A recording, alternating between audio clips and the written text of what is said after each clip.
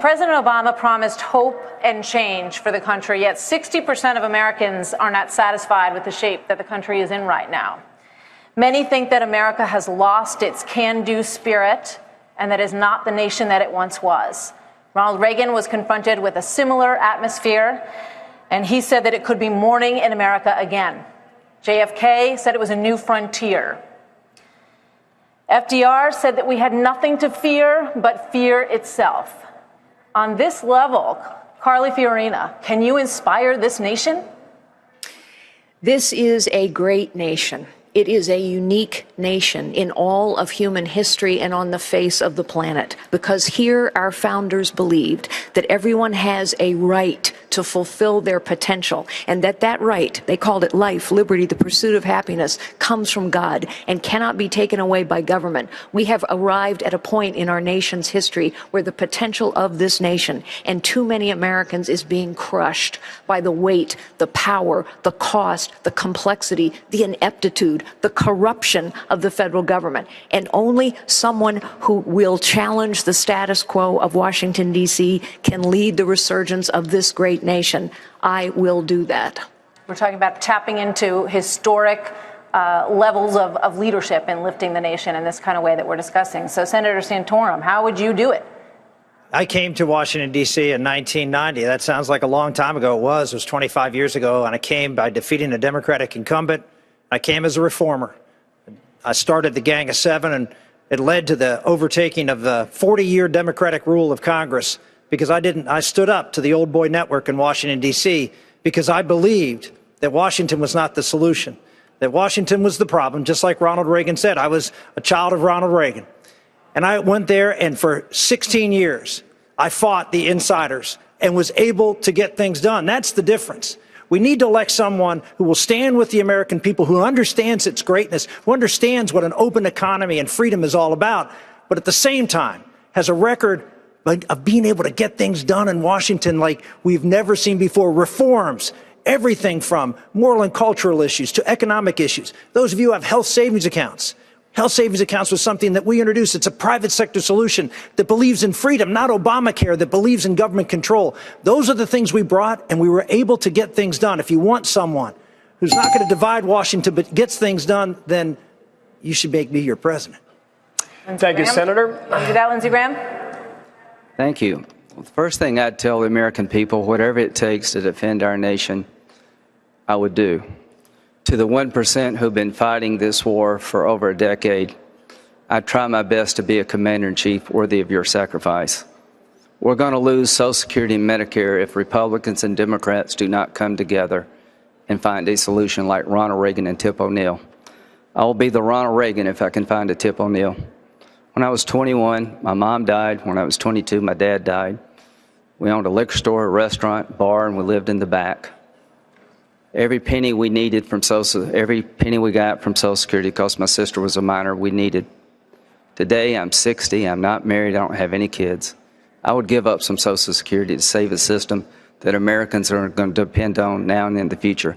Half of American seniors would be in poverty without a Social Security check. If you make me your president, I'm going to put the country ahead of the party. I'm going to do what it takes to defend this nation. This nation's been great to me, and that's the only way I know to pay you back. Welcome to the Idaho Debates, a look at the candidates on the 2014 primary ballot. The Idaho Debates is a collaborative project of the Idaho Press Club, the League of Women Voters of Idaho, and Idaho Public Television. The Idaho Debates are made possible by Boise State University, committed to public service in our community and the state of Idaho for more than 80 years, offering undergraduate and graduate degrees in public administration, public policy, criminal justice, community and regional planning, economics, and more. The Idaho Debates are also brought to you by your contributions to the Idaho Public Television Endowment. Thank you. Hello and welcome to the Idaho Debates at the Idaho Public Television Studios. This is the last of 9 debates we've hosted before the May 20th primary election. Tonight, the 4 Republican candidates for governor take the stage to ask for your vote. The governor of Idaho has supreme executive power in the state and is tasked with ensuring all state laws are executed. The office appoints department heads, issues executive orders, drafts a budget, and has veto power over the legislature. The governor is also commander-in-chief of Idaho's military forces and is president of the State Land Board. I want to welcome the candidates Harley Brown, Walt Bays, Governor C.L. Butch Otter, and Senator Russ Fulcher. Harley Brown is a former commanding officer of Naval Construction Forces, a professional engineer, and a public works officer. He lives in Nampa. Walt Bays is a high school graduate, a grandfather, a great-grandfather, who says he has lost almost as many elections as Abraham Lincoln. He has lived in Idaho for 70 years. Governor Butch Otter has served 2 terms as Idaho's chief executive officer. Before that, he was in Congress for 6 years, was Idaho's lieutenant governor, and was also an Idaho state representative. He has a bachelor's degree in political science. Senator Russ Fulcher has been in the State House since 2005. He is the Senate Republican Caucus chairman. He has received electronic engineering training while working at Micron Technology and has a master's degree in business from Boise State University. I also want to welcome our panel of reporters who will ask the candidates questions. Betsy Russell of the Spokesman Review, Dan Pocky of the Idaho Statesman, and Aaron Coons with Idaho Reports. I'm Melissa Davlin, co-host of Idaho Reports here on Idaho Public Television. I'm moderating tonight's debate, and to remind the candidates how long they've been talking is Angela Rossman, volunteer timekeeper from the League of Women Voters.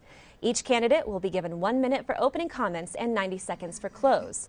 We drew straws a few minutes ago to see who would go first, and Governor Otter, you have that honor. Thank you, Melissa, and thank you for joining us tonight. First, let me thank not only Idaho Public Television, but also the League of Women Voters for the opportunity to speak directly to the people of Idaho about why I should continue running the state of Idaho. We've been through a lot together, and I appreciate the support and the confidence that you've shown me over the years. We've weathered the worst economic downturn since the Great Depression. We've battled together through endless challenges from a dysfunctional and overreaching federal government, from wolves and sage grouse to Obamacare and bureaucratic gridlock. We've worked hard to keep growing our economy and to keep people employed and positive and bright about a future. And we did it without raising taxes or imposing additional government as a bigger burden on the people of Idaho. Now the Great Recession is behind us and people are getting back to work. So now we must focus on better jobs, more transparency and accountability, and leveraging our strength. We have a clear path before us, and I'm committed to following that path. Thank you, Governor Otter. Senator Fulcher, your opening remarks. Well, thank you very much. Ladies and gentlemen, my name is Russ Fulcher. I'm a 4th-generation Idahoan from a dairy farm family in Meridian. I've been privileged to spend 24 years of my adult life in the technology industry, and most of those years as an international businessman. I spent 8 years in commercial real estate and another 10 years in the Idaho State Senate. Folks, I'm very concerned that there's just too much government control in Idaho. It's stripped away our freedoms and our prosperity. I have a different vision for our state, and that vision includes a free market alternative to the Obamacare exchange. It includes access to our natural resources, which is truly our prosperity and our wealth. And it includes an education system that empowers our teachers and our parents. Folks, if we follow that vision, we Idahoans will once again prosper and control our destiny. All right. Thank you, Senator Fulcher. Mr. Brown, your remarks. You know, I was filling out my taxes a couple of months ago, and I thought to myself, thank God we don't get all the government that we pay for. They say that the child is the father of the man. And when I was a kid, I used to play Army all the time. Bang, I got you. No, bang, I got you. I could never once remember one incident in my childhood when I played politician. And when I grew up a young man, I was the youngest company commander in the United States Navy Seabees. You know, the Mud Marines, the Naval Construction Forces. You turn Iwo Jima into something besides a photo op for the Corps. Anyhow, I got out of the service, and several years later, I was at the low point of my life. I mean, things were bad. And I cried out to God. I said, God, how about putting me back on active duty and making me a battalion commander? Long story short, he says, no, son, I got a higher rank for you. I'm going to make you the commander-in-chief. And I stagger not at his promise. I'll get into that more with you. Don't think I'm crazy, because I'm not. All right, thanks, Mr. Brown. Mr. Bays, your opening remarks. I stand on principles. I went to jail for homeschooling, and my kids turned out pretty good. I had 4 sons that made pro rodeo cowboys and 1 daughter. I've got 77 descendants. My wife and I had 16 kids, 8 boys and 8 girls, and I've got a lot at stake here. We've got a thing called abortion. The 8th Circuit Court ruled that life starts at conception, that an abortion kills a living human being. We've got a state murder defined, and that murder includes the killing of a preborn child. If I'm governor, I am going to enforce the law, and somebody says, what about the Supreme Court? If the Supreme Court goes to hell, I'm not following.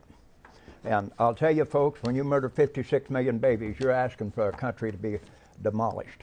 You can read the Bible and study it, but when people go to doing things like we're doing, we catch it. All right, thank you for your opening remarks. The first question goes to Senator Fulcher from Betsy Russell. Senator Fulcher, this week, a federal judge overturned Idaho's constitutional ban on same-sex marriage. When this ban was first passed in the legislature and sent to the voters, you called it a culture war. Will there ever be a point at which you lay down your arms in this culture war and move on to other issues? And how much should we spend before we make that call? Well, I think it's important to point out that Idahoans don't tolerate discrimination, nor should they. And I think our current laws do a pretty good job in that arena. Frankly, I was surprised to see that that judge ruled the way that they did, especially in light of a U.S. Supreme Court ruling that was a U.S. versus Windsor that clearly gave the states the right to define marriage within that state. I believe that I took the right position in 2006 in standing for the marriage amendment, and I stand with the people of Idaho to this day on that issue. And so how far should we go to try to uphold this in the face of adverse court decisions? I think we challenge that because the Supreme Court has already ruled that the states have the ability to define what marriage is. And that's what Idaho did in 2006. I stand with the Idahoans. All right, Mr. Brown. Yes, ma'am. Yeah, same question? Yeah, same question. Discrimination. Let me tell you about discrimination. In 1964, the blacks got the Civil Rights Act passed. We bikers, discrimination, the cops, we are cop magnets, like a Playboy bunny wearing a miniskirt gets hit on all the time. They pull us over without probable cause, and they bring out the sniffing dogs, and they search us on our bikes. Even when we're not flying our colors, if you're a leather-clad Harley-Davidson driver, you know, the cops are going to zero in on you like a heat-seeking missile. Okay, discrimination. I used to drive taxis in Boise for 20 years at night. And I picked up my fair share of the gay community, and they have true love for one another. I'm telling you, they love each other more than I love my motorcycle. And, you know, they're just as American as a Medal of Honor winner. And liberty and justice for all, equal protection under the law. I'm glad that judge made that decision, and I'm glad that they want to get married and live like that. And I know I'm not really talking like a Republican, but... Could we hear from Mr. Bays? Sorry, ma'am. I didn't know what my time limit was. Okay. I didn't see any of these lights going on. Mr. Bays, your response. Okay. My response is my main loyalty is to God Almighty, and what He says is what I go by. And this is part of the Bible. For this cause God gave them up unto vile affections. For even their women did change the natural use into that which is against nature. And likewise also the men, leaving the natural use of the woman, burned in their lust one toward another. Men with men, working that which is unseemly, and receiving in themselves that recompense of their error which was meet. And even as they did not like to retain God in their knowledge, God gave them over to a reprobate mind to do those things which are not convenient, being filled with all unrighteousness, fornication, wickedness, covetousness, maliciousness, full of envy, murder, debate, deceit, malignity, whispers. backbiters, haters of God, despiteful, proud, boasters, inventors of evil things, disobedient to parents, without understanding, covenant breakers, without natural affection, implacable, unmerciful, who, knowing the judgment of God, that they which commit such things are worthy of death, not only do the same, but have pleasure in them that do. All right, thank you, Mr. Bays. Governor Otter. Yes, well, first off, Melissa, I believe, as Russ has already said, I believe that there isn't any Idahoan that really wants discrimination. But in this case, anything that approaches our values on marriage is going to be looked at very, very closely. I intend to pursue this all the way to the Supreme Court, and I suspect that that's where we're going to end up. In 2006, the people overwhelmingly identified marriage in Idaho in Article 3, Section 28 of the Constitution, and said that marriage is between one man and one woman. And so I raised my hand and pledged to defend the Constitution of the state of Idaho, and that's fully what I intend to do. Governor Otter, a follow-up. You have vigorously fought this case. Can you please discuss how gay and lesbian couples threaten traditional marriage, in your view? Well, I think when you redefine marriage, you redefine the whole idea of family. And I say again, we're not anti-gay in Idaho. We're not anti-gay lesbian. We are pro-marriage, and we're pro-traditional marriage. And once again, Betsy, anything that approaches to change that definition or that culture or that value is going to be looked upon a little tough in Idaho. I'm curious, that same question for Senator Fulcher. How does a gay marriage affect a marriage between a man and a woman? Well, what happens when you start redefining marriage is you start impacting other laws throughout the state. For example, when that gets redefined, the religious freedom issue comes to play. And so there's a direct conflict there. And so the religious freedom issue is foundational in the United States of America. And as soon as that redefinition of marriage starts coming into play, then there's an automatic conflict with freedom of religion. Okay. The next question is for Governor Otter from Dan Popke. Evening, Governor. Evening, Dan. Two of your principal initiatives, the Students Come First laws and your effort on transportation infrastructure, were very significant failures. Approaching a third term, how can you assure voters that you'll be able to succeed with your agenda in another 4 years? Well, I think we began that last year when we established a task force instead of just presenting a program on furthering education, on reforming education in Idaho. We put together a task force of all the stakeholders, and those stakeholders sat down, and I believe they came forth with 20 great recommendations on how we can reform and improve Idaho so that we have the workforce ready for companies when they want to expand in Idaho or companies that want to move into Idaho. And I think you've heard me say before, I'm the first to admit that I believe we had a good product but a bad process with Props 1, 2, and 3. Perhaps it was the same way with transportation.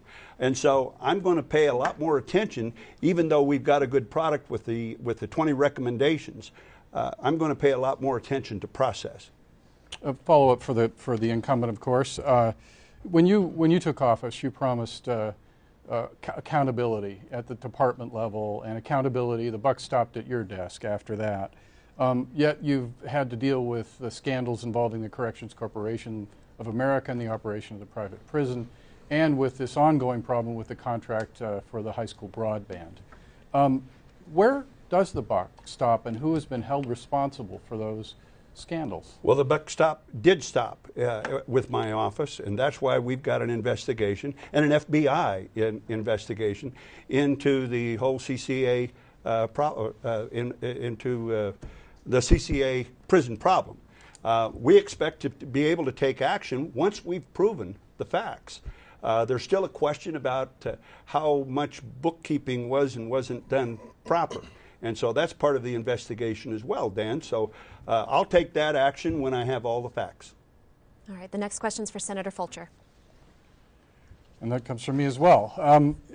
Senator, you tried mightily to stop the health exchange, and then you supported overturning it. repealing it.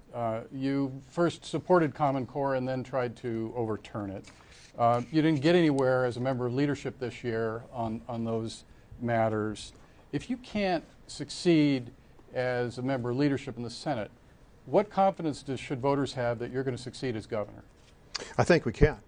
And I think that the people of Idaho are realizing some of the realities of what comes with the Affordable Care Act. And I think the people of Idaho are realizing what comes with the realities of Common Core. We have we have our back against the wall at this point, and we have an opportunity, I believe, to create a parallel path, a free market component to the Obamacare exchange, an alternative to that truly puts the money in the hands of the people. And I also believe we have an opportunity with Common Core to put in place a best-in-class type of system that truly empowers our teachers and our parents. Those things make sense. And so now that everyone realizes exactly what we were sold, it's time to take them back. Well, I guess I'm interested in how you're going to convince the other people you have to convince as a member of a government with 3 branches. You're part of a slate. You lead this slate of anti-establishment candidates up and down the ticket. And you're attempting to overturn the power structure in the Idaho Republican Party, and that's run this government for most of the last 60 years. How can you work with people with whom you differ on these fundamental issues if you are elected governor? I don't think we differ. I think what has happened is we've come up with some better ideas, and I'll give you an example. On the Affordable Care Act, there is a superior solution to that, and it includes several components: healthcare savings accounts, healthcare membership components, a direct pay component. These are things that are a superior solution, opening up competition. Those are better ideas. And the very people who passed this now see that there is a better solution. We can drive that. I guess you count votes differently than I do. I mean, there was a long debate about these issues. You lost. I'm asking, how are you going to change people's minds? Dan, again, those things weren't on the table at that point. We were trying to stop the Affordable Care Act because it's the most massive expansion of government in our lifetimes. And now that we have the realities of dealing with it, there are better solutions that have come forth. We can make this happen. We can do it. Mr. I'd like Bays, to respond to that, if I might. Is sure, that going to Governor be allowed? Otter, go ahead. I'd like to respond to that. First off, I'm very proud of the fact that 88% of the Senate leadership has endorsed my candidacy. I'm proud of the fact that those same people were the ones that saw the wisdom in keeping Obamacare out of Idaho by voting to have our own insurance exchange in Idaho.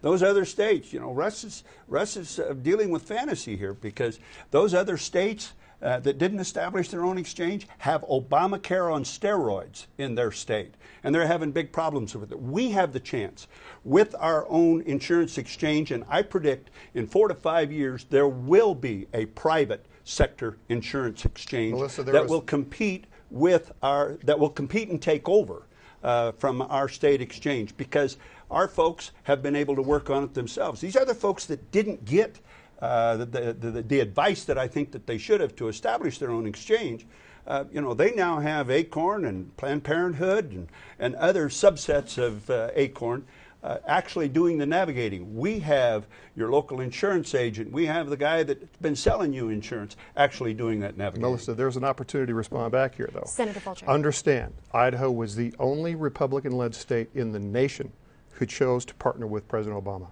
There is a reason for that. And the reason for that is because it is a massive expansion of government, and it takes away the control of the people and puts it in the hands of the government, and that's wrong.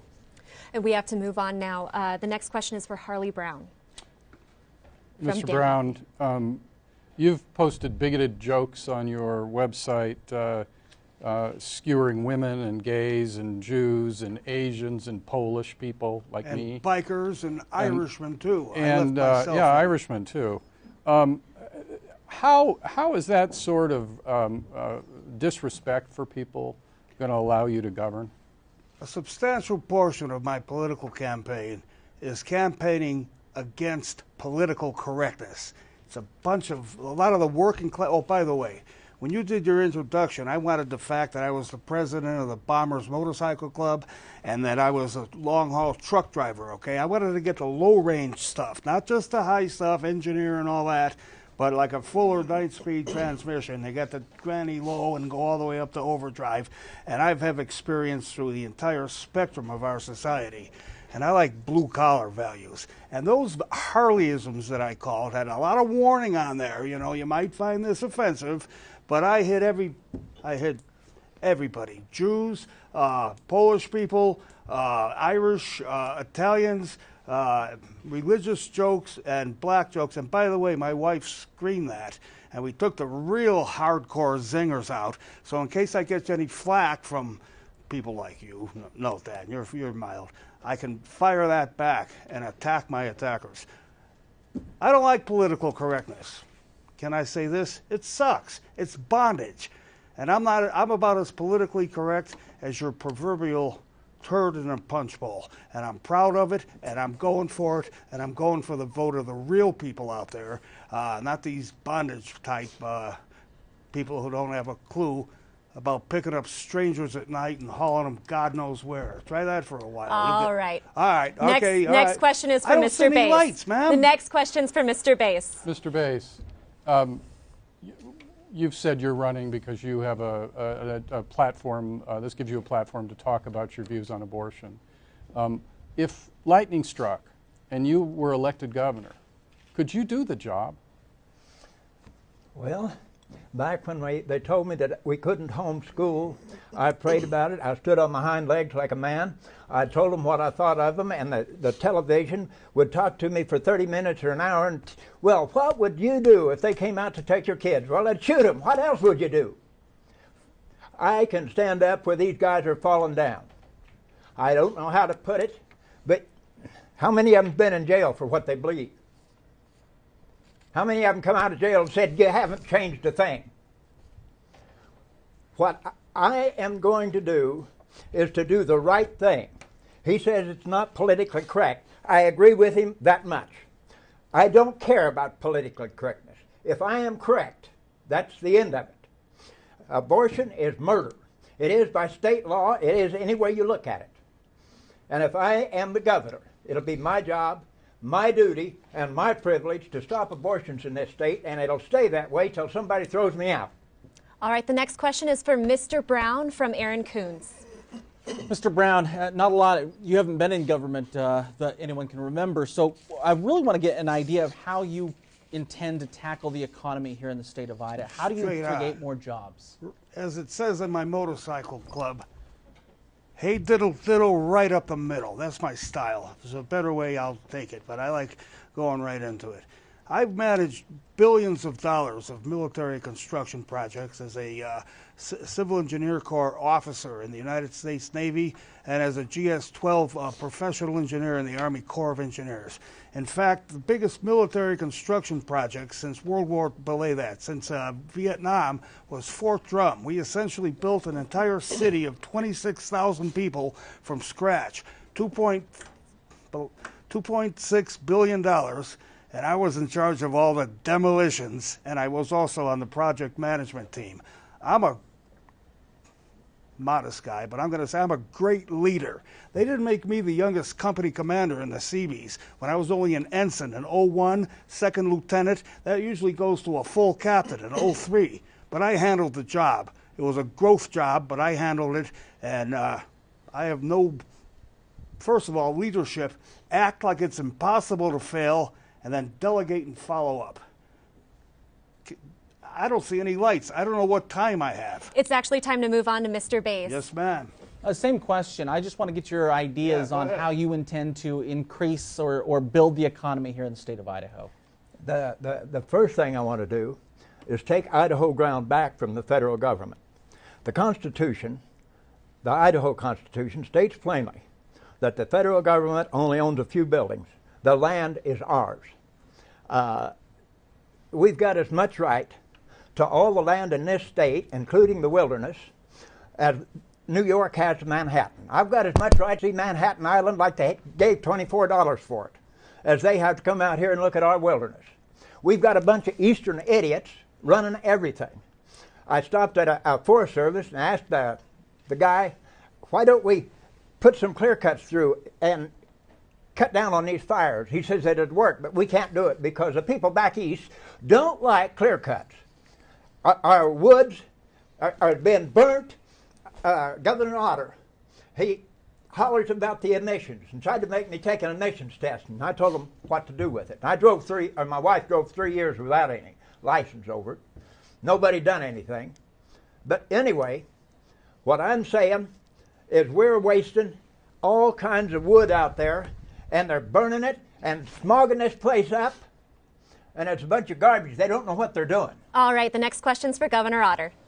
Governor, earlier this month you said you were thrilled that you had reached your Project 60 goal, but at the same time, according to the Department of Labor, Idaho ranks in the bottom third nationally for average wage and per capita income. Can you explain why the ranking at the bottom third meets your expectations and what people should do as they start making their careers, planning for their careers, and be here in Idaho? Well, Aaron, that doesn't meet my expectations. The ranking in the bottom third would never meet my expectations. What I was celebrating was the fact that we had reached Project 60 goal. And the Project 60 goal was to grow our economy from where it was when I became governor to $60 billion of total economic activity. I reasoned that if we could raise $3.2 billion on our economy as it was with the same tax structure, then we would have $650 to $700 million to properly fund all the roles of government, including being able to cut taxes. We have now cut taxes $150 million, and we are refunding government at a pretty good level.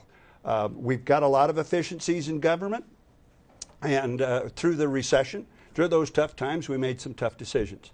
I'm not going to go back to some of the wasteful things that we did in government that we learned we didn't have to do while we were going through the recession. And so as we lowered taxes, we still have the necessary income. This year was $2.85 billion to fund the proper roles of government, and we are doing that. So what would you do differently to stimulate the economy if the voters decide to send you into another term? Well, I think we've already announced Accelerate Idaho. And Accelerate Idaho is the idea that, number one, we're going to take care of the people that already brought us to the dance. Those citizens, those companies that are here, we're going to try to get them to grow here. And one of the ways we get them to grow here is a workforce that can do the jobs that they want done. I believe our 20 recommendations and our goal of reaching 60% of the people in Idaho between the ages of 25 and 34 having a secondary degree or a skill level license, I believe both of those will present that workforce for the state of Idaho. And as those folks see that, they will come forward. Remember, we were at 8.8% unemployment during the depth of the recession. Today we're at 5.2%. All right, the next question is for... I'd like to comment on that. Please because here's the situation with Project 60. It really didn't come to bear. The reason that those numbers were reached were only because of inflation and the value of the dollar. In the last 8 years, for the most part, we have been stagnant. And so that goal is just largely misinterpreted. Can I respond to that? Briefly, and then it's time to move on. I didn't use inflation when I decided where I was starting. I said what I want to do is grow the total economic activity. We don't, and we grew that total economic activity to $60 billion, Russ. The numbers just don't bear that out, is my point. Senator, a question for you. You voted against the Idaho Reimbursement Incentive Act. It was touted as a way to create new, higher-paying jobs here in the state of Idaho. Presumably that's because you don't want the state picking winners and losers. But how do you create higher-paying jobs without favoring the businesses that actually create those jobs? Three things. First thing you do is you put that alternative in place to the Affordable Care Act because it's a job killer. And if you don't believe that, talk to the small business people out there because they're seeing the negative impact of that now. The second thing that we do is we focus on STEM education. And there's ways to do that without raising taxes. Science, technology, engineering, and math. There's an undeniable link between STEM and prosperity in economic growth. The third thing you do is you go drive access. Access, wise, balanced access to the natural resources in our state, our timber, our mining, our energy. That is our real wealth. And therein lies true economic growth potential. If I could ask a real quick follow-up, and that is, what role should the government have in helping the economy? Well, I think our biggest obligation is to try to reduce the tax burden and the regulatory burden. That's the most fair way to open up competition, is to make it easy for everyone. The reason I voted against that Reimbursement Act was exactly right. It was the government picking winners and losers. We need to level the playing field and lower the tax burden, lower the regulatory structure for everyone. So I have a question along those lines. If Idaho's economy is recovering, why are our wages still 49th in the nation, ahead of only Mississippi? And what, if anything, should the government do to address this? And I'll throw it to Senator Fulcher first. The reason that we are the second highest in the nation for minimum wage jobs is because we've been relegated to a service-based economy. And the reason we've been relegated to a service-based economy is because we have been squeezed out from what God gave us, which is our resources. Folks, the true manufacturing base is our timber, it's our mining, it's our lands, it's the energy sources there. We have been relegated away from those things, and it gets worse because we've allowed the federal government to come in with encroachments like endangered species, the EPA, and when you take away a people's wealth, when you take away the access to their resources, you relegate them to a service-based economy, you get minimum wage jobs, and that's where Idaho is. Governor Otter? Well, first off, we never invite the federal government into the state of Idaho. We try to do those things ourselves. In fact, I mentioned in my opening speech about how we've been fighting against the wolves because we decided to do nothing in 1995. We said, no, it's yours. You go ahead and run it. That's the exact same thing that those who voted against the establishment of the insurance exchange were saying all over again. They hadn't learned from the wolf episode because it took us so long to finally get management. Now we do have management. We are responsibly controlling the wolves in Idaho. All right, and now it's time to move on. The next question Could I have a word on that? Sure, go ahead, briefly. Okay. Our wolves, they're here because we let somebody put them here. Governor Otter wants to kill a wolf. I did kill a wolf while it was still on endangered species. And I took the game warden down. They picked up the shell. Okay, it's time to move on. The next question is from Betsy Russell for Mr. Bays. Mr. Bays, Idaho's overall tax burden ranks 49th nationally and 11th out of the 11 western states, according to the Idaho State Tax Commission's annual comparison. Do you think that Idaho's taxes should be the same as they are now, higher than they are now, or lower than they are now? Well, if we had an economy like we should have, but with 2/3 of our land taken over by the U.S. government, you ain't going to get it. We could be right with North Dakota and Montana and those states if we would work the ground. But we've got to take it back first. And really, I don't know much of a way with all the imports that we've got and all those things that you can do it unless you let us have our land back and we start using it. Our forests are kind of like somebody raising tomatoes. Well, they're pretty red, don't pick them. What good is it? All right, Mr. Brown? I agree with Mr. Bates. The key is getting our land back from the feds. And here's my plan of attack. The three best men for the mission are myself as governor, because I've got a master's in raising hell, okay? J. Noble Daggett from the John Wayne movie True Grit, you know that lawyer? That's Chris Troupis, a constitutional man to the max.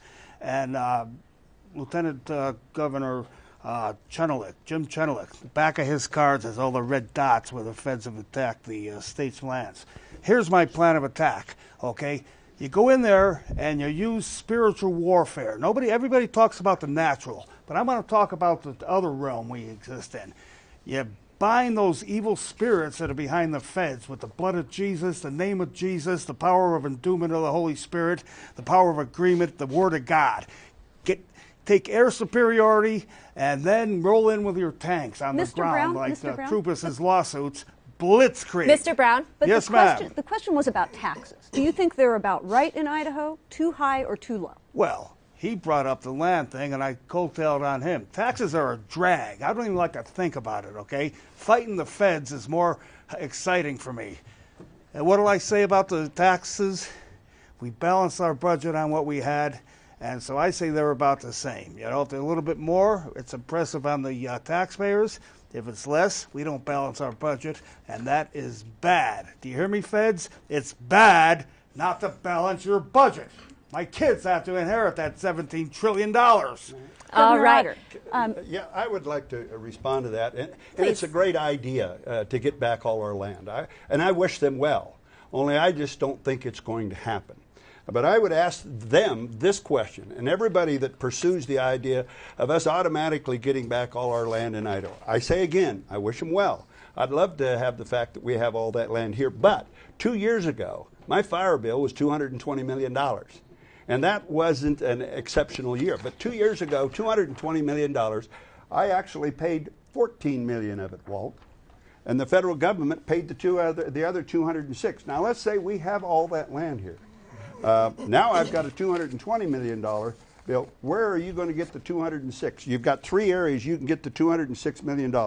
Education, corrections, or health and welfare. Where are you going to take it from?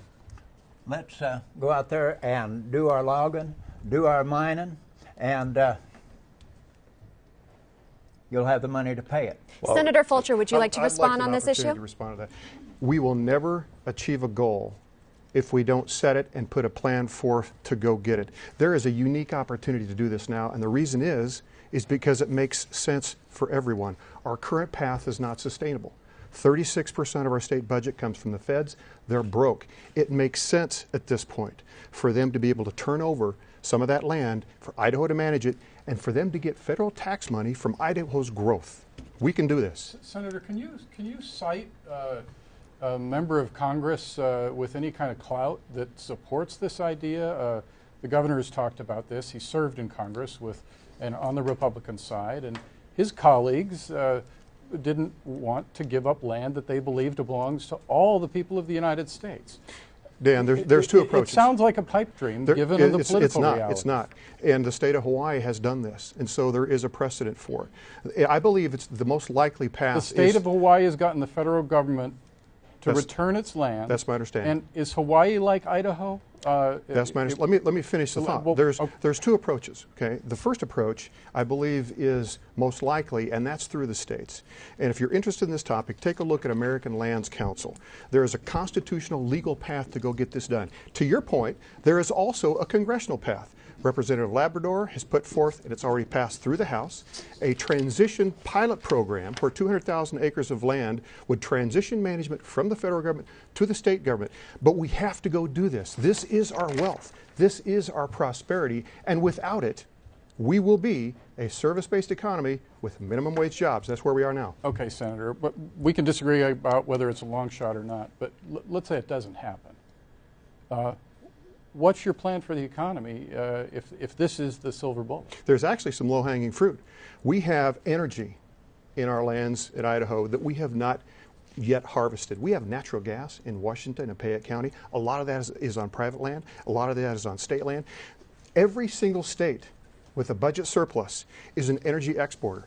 87% of the power powering this room in your home is imported. We have an energy industry in Idaho that is untapped, and we can tap into that. That's like an entire other economic leg under the stool for the state of Idaho. Governor Otter, briefly, if you want to respond. Russ, I have been signing lease after lease after lease after lease for oil companies and gas companies that come into Idaho. The 4.2 million cubic foot well that we hit in the Little Canyon, the Little Grove Canyon, was one of the most proved up for us. That was the first time we really knew that we had gas in Idaho. And we fought all of the naysayers that said, no, you can't do that. And let me also go to the public lands, if I might, just for a second. What is not well known is in the agricultural bill that was passed this year, this spring, governors were given 60 days to identify 12 million, or to identify the acreage in their state that was either under threat from bug kill, from insect kill, or from disease, or from overgrowth, and therefore a great fire danger. In Idaho, we turned our report in about 10 days earlier than we had to because we already had the collaborative groups working in each of the national forests in Idaho. We identified 12 million acres that were threatened. We identified 1.8 million acres that we want to be able to go in and clean up. so that we can prevent the fires and that we can stop the spread of disease and insects into our state lands. Senator Fulcher, you wanted to respond? Further evidence that we can get this done is it just makes sense. When a federal government is $18 trillion in debt, and there's an opportunity to get some of that debt relieved by transitioning some of that management, it makes sense for the state because there's an economic engine that comes with it. It makes sense for the federal government because with the state's economic engine comes more federal taxes. And it makes sense for the environmental community because it's less likely to have forest fires and all the pollution in the airshed and the watershed. This can be done because it makes sense. Mr. Bays, you wanted to briefly respond, and then it's time to move on. When we started homeschooling, everybody told us we couldn't do it. There were a lot of people went to jail, and a lot of us stood up on our hind feet, walked like men. Today we have the freest state in the union for homeschools, and I don't know of any politicians that done anything. All right, the next question is for Senator Fulcher from Betsy Russell. Senator Fulcher, you, like all the candidates here, are running as a Republican, but there is clearly a big rift in the Idaho Republican Party right now. What, in your eyes, does it really mean to be an Idaho Republican? Well, we're like any organization. There is a platform that comes with being part of that organization. And the Republican Party has a platform, and I stand with that platform. I frequently get amused when people say you're on the fringe somewhere, and my opponent has indicated that I'm on the fringe. What's interesting about all that is I'm the one who sided with the party on Obamacare. I'm the one who sided with the party on Common Core. I'm the one who sided with the party on the closed primary. I'm the one who sided with the party and filled out my survey. So I guess I just have to kind of look at this thing and go, well, all right, then who's really on the fringe? Because my opponent didn't do those things. The next question's for Mr. Brown. What does it mean to you to be an Idaho Republican? You're looking at one, lady, right here. What do you think, I'd be a Democrat? I mean, their proctologists called, they found their heads. I didn't say any nasty words. Okay. Republican Party is not perfect, okay? But I believe in the general attack plan. Lower taxes, yeah. Less government, oh yeah. And, you know, individual freedom and responsibility. Now, there's a lot more little planks around there, and I agree with the vast majority of them. And if you take the Republican Party and the Democratic Party, it's a no-brainer between the big two.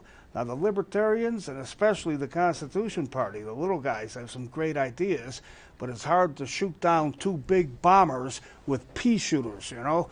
Size matters, and as nice as some of their policies are, the Libertarians and Constitution Party are just too tiny. All right, the next question is for Mr. Bays. Same question, Mr. Bays. What to you does it mean to be a Republican?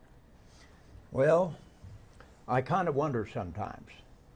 When we bring in Obama bill, when we pass laws against us protecting our property, those deer and elk up there belong to us, the people. And they're trying to tell us we have to have a tag to shoot a wolf. It's ridiculous. A Republican stands for what the Republicans, and that first page of the Republican platform is beautiful. But I honestly think half of the Republican Party is Democrats and half of the Democratic Party is communist. Governor All right, Governor Otter, the next question. Same question, Governor Otter. There is a big rift in the Idaho Republican Party. Right. What does it mean to you to be an Idaho Republican? Well, and are you looking to heal this rift or to eject those who disagree with you? I am looking to heal the rift. The rift actually started over the closed primary. If you'll recall, the chairman of the party when I first took office was against the closed primary, as was Ben Usursa, as was a lot of other people. We were against the closed primary, and that's where the first big rift came when they threw out my chairman. I was the only governor in the United States that didn't have my selection of the ruling party or of the governing party and had my own chairman. So now let's fast forward. I think one of the things leadership requires is reality. Why would you mislead people into thinking that you can automatically take away their right to vote on their United States senators? Why would you take people's access to the polls away from them by closing your primary? In fact, it's very convenient from time to time for some of these folks who wanted to close the primary and did close the primary, and then all of a sudden go out and advertise to the Democrats and to the Constitutionalists, to the Independent Party and to the Libertarian Party, say, oh, cross over. Go ahead and sign this piece of paper and cross over and vote for us. So maybe it wasn't so important that this rift got started in the first place. Did you want to respond to that, Senator? I did. You know, this goes a little bit deeper than what any of us have really talked about. If you take a look at this, at the landscape out there, you see a number of groups, and there'll be pachyderms and Reagan Republicans and Rally Right and Constitutionalists and Liberty Caucus. There's this host of people who say, you know what, I used to be a Republican, but the Republican Party left me. The real issue is that many Republicans, and I would say my good friend standing next to me is one of them, have strayed away from that base of what is a true Republican.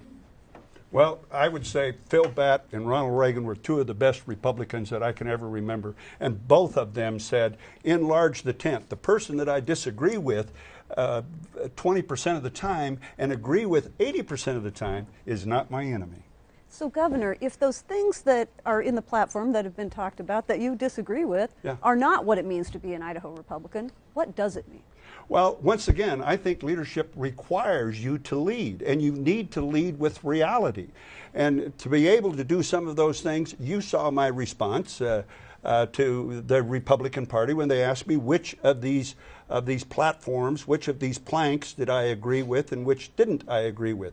I want to tell you, we received from the Republican headquarters when the legislature was going on and we were trying to establish the state health insurance exchange and keep Obamacare on steroids out of the state.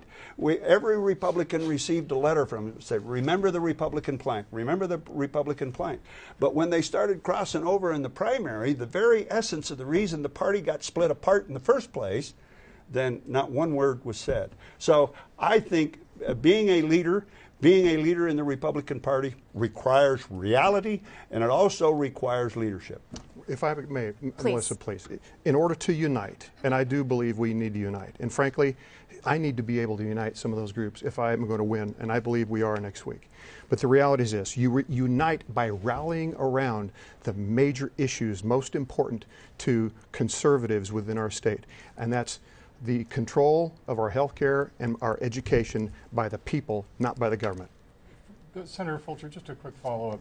You were an advocate of the closed primary, but you did, as the governor suggested, appeal to recruit Democrats and members of the other two minor Dan, you're the one who parties. said I was appealing to the Democrats. I read your appeal. You're the one who wrote about it. Yes. Who I was appealing to was the people who used to be Republicans, and those are mostly Liberty Caucus members, Constitutionalists, Ron Paul, Reagan Republican, Rally Right, those groups. I have to pull them in Your order to win. material said Democrats can register, re-register by March 14th. There might be a few Republicans that transitioned over as Democrats, and if that's so, I welcome you back, because I am not going to stray away from our party. Well, isn't that opportunistic to say I'm for Republicans picking our nominee, No, except when I'm running, it's and about, the Democrats No, can it's help. not. It's about uniting around a platform.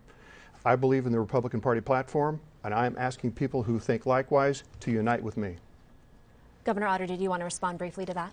Well, I guess we can say it over and over and over again, but leadership requires a heavy dose of reality, and not to mislead people into thinking that they can achieve something they can't. I say again, I wish them well on the public lands.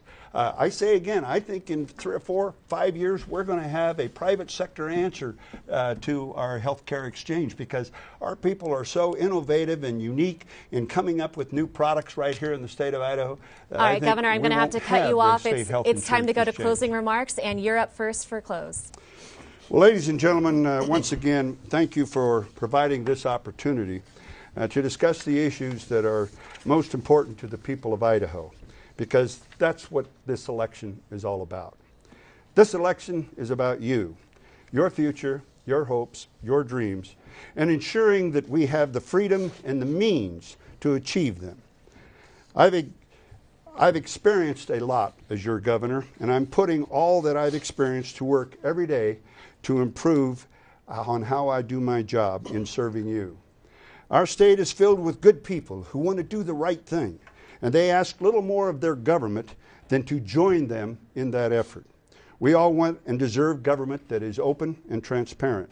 We all want and deserve government that enables us to participate fully in crafting Idaho solutions to the challenges that we face. We all want and deserve people in our government who are positive and encouraging and who share the responsible conservative values that we all have. I'm honored to have been through the refining fire with you, and I'm excited about continuing to face the challenges of today and tomorrow. Together we can achieve our vision of Idaho that is safer, more prosperous, and more united than ever before. I'm Butch Otter, and I'm humbly asking for your vote on May 20th. Thank you.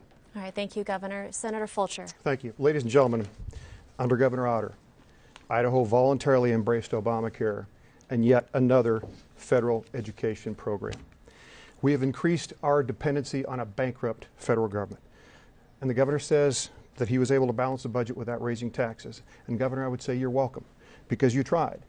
And if it weren't for myself and then Representative Labrador, you would have raised taxes on gas and on registration fees. So now, Idaho is the second highest in the nation for having the highest percentage of minimum wage jobs, and one of the states least friendly to do business.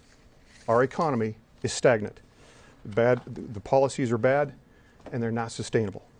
We must take control of our health care and not let the government do it. We must drive access to our natural resource base. We must put education under the control of our parents and our teachers.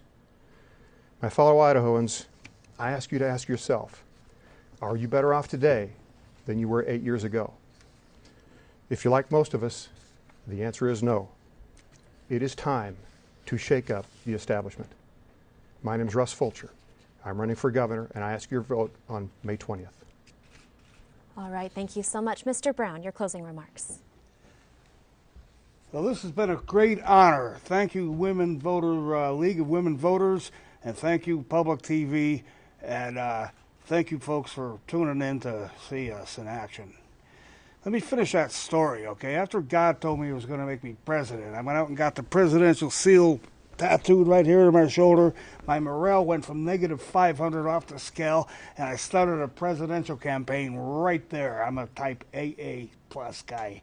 And I was living in Fat Jack's cellar because my ex-wife had given me trumped up some restraining orders. I couldn't see my kids. It was a mess.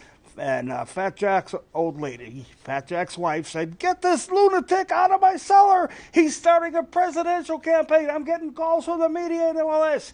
For 3 years, I had the credibility of Chicken Little. You know, the sky is falling. And finally, one day, this bishop from Africa comes over. He says, "I am a prophet of the Most High God, and in that office I hear authenticate that God told you that." I says, "Yeah, you mind putting that in writing?" He said, "Sure." And he put it in writing, and I got the original at home, and I was able to go up to all my detractors and say, "Na, na, na, na, na, na." Okay, now, I need practice. Practice. I don't want to say stuff like, "Sorry if our bombing caused you any inconvenience." So I want to work in the Little League as a governor. And you have your choice, folks. A cowboy, a curmudgeon, a biker, or a normal guy. Take your pick. Thank you very much. We're leaving it up to you. All right, thank you so much, Mr. Brown. Mr. Bays, your closing remarks. Okay. Everybody, thanks, everybody, okay? Butch, I'd like to thank you for making it possible for me to be here tonight. You're welcome. He kind of insisted that me and this other unnormal person could be here tonight. What do you mean? And now we want to get down to the other things. You remember Chernobyl, where the Russians had a little problem with their atomic energy? Chernobyl, when you translate that into English, it comes out wormwood. Wormwood is mentioned in the Bible a whole lot where you're studying these last days, and it's radiation. They gave those people that worked there something called potassium iodide, and it plugs up your thyroid gland to where it won't take this radiation in. And those people didn't get it. They didn't have the effects. And what I'm telling you, the bottle's good for 20 years, and I'd rather have it 20 years early than 5 minutes late. When that little deal happened in Japan, just like that, you couldn't buy it. You couldn't find any anywhere. And another thing you want to know is our energy plants that's run by atomic, they can stand 1/15 of an earthquake like that one in Japan. And my Bible says they're going to get worse and worse and worse. We better get us some, folks. All right. It's time to get out. I would like to thank the candidates, cowboys and curmudgeons and all. Thanks for the time tonight. Thanks to the viewers at home for watching, and we'll see you at the polls. Remember, Election Day is May 20th. Thank you so much.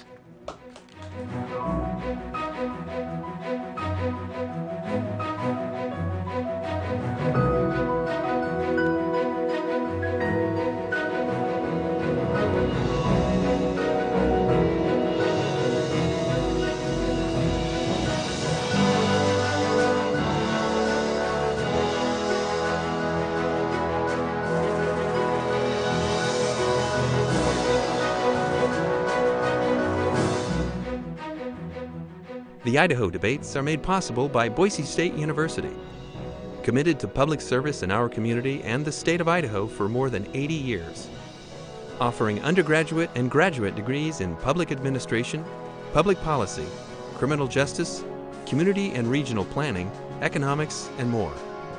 The Idaho debates are also brought to you by your contributions to the Idaho Public Television Endowment. Thank you.